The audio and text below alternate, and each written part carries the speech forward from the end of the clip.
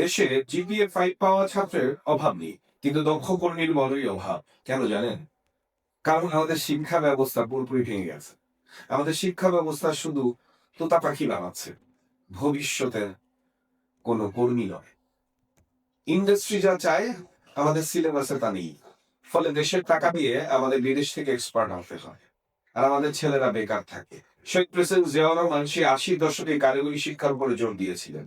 বেগম খালেদা জিয়া দিয়েছিলেন নারীদের অবৈতনিক শিক্ষার উপর জোর। বিএনপি আবার সেই পথেই ফিরতে চায়।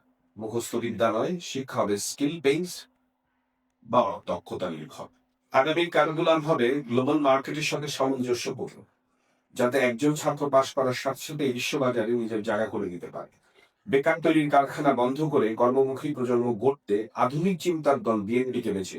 তারেক রহমানের হাত শক্তিশালী করুন, ধানের শীষে ভর্তি। আজকের মতো এখানে বিদায় নিচ্ছি। সবাই ভালো থাকবেন, সুস্থ থাকবেন, নিরাপদে থাকবেন। সবার আগে বাংলাদেশ।